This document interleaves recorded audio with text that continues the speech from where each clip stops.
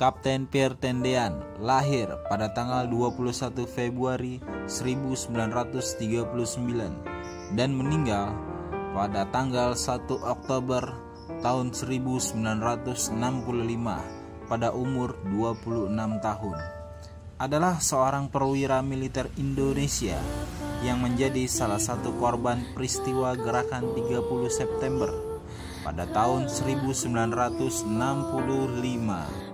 Mewakili karir militer dengan menjadi intelijen dan kemudian ditunjuk sebagai Ajudan Jenderal Besar TNI Abdul Haris Nasution menggantikan Kapten Karl Adolf Gustav Manulang, Ajudan Pak Nas yang gugur dalam misi perdamaian di Kongo, Afrika pada tahun 1963. Kehidupan awal Kapten Pierre Tendean terlahir dari DRAL Tendean, seorang dokter yang berdarah Manahasa, dan Maria Elisabeth Cornet, seorang wanita Belanda yang berdarah Perancis pada tanggal 21 Februari 1939 di Batavia yang kini menjadi Jakarta, Hindia Belanda.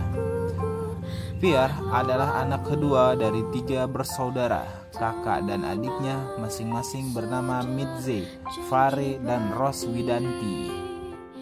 Kapten Tendean mengayam sekolah dasar di Magelang, lalu melanjutkan SMP dan SMA di Semarang, tempat ayahnya bertugas. Sejak kecil, ia sangat ingin menjadi tentara dan masuk akademi militer. Namun, orang tuanya ingin ia menjadi seorang dokter seperti ayahnya atau seorang insinyur.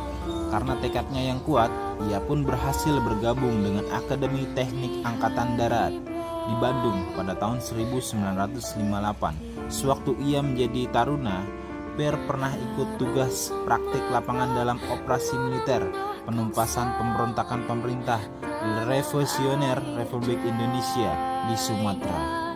Karir militer. Setelah lulus dari Akademi Militer pada tahun 1961 dengan pangkat Letnan II, Tendean menjadi Komandan Pleton Batalion Zeni Tempur II Kodam Bukit Barisan di Medan. Setahun kemudian, ia mengikuti pendidikan di Sekolah Intelijen di Bogor. Setamat dari sana, ia ditugaskan di Dinas Pusat Intelijen Angkatan Darat untuk menjadi mata-mata ke Malaysia, sehubungan dengan konfrontasi antara Indonesia dengan Malaysia. G30S.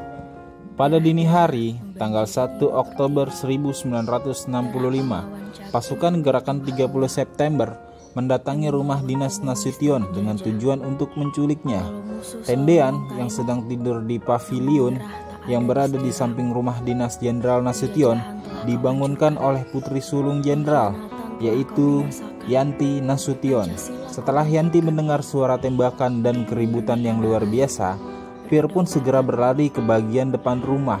Ia ditangkap oleh gerombolan G30S yang dipimpin oleh pembantu Letnan II Pelda Dejarhoub.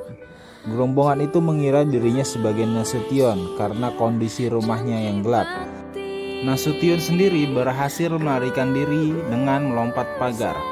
Tendean lalu dibawa ke sebuah rumah di daerah Lubang Buaya bersama 6 perwira tinggi lainnya, Sueprato, Suetojo, dan Parman yang saat itu masih hidup, serta Ahmad Yani, Panjaitan, dan Harjono yang sudah terbunuh.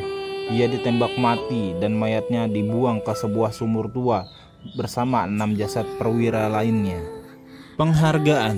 Tendean bersama ke-6 perwira lainnya dimakamkan di Taman Makam Pahlawan Nasional Kalibata, Jakarta.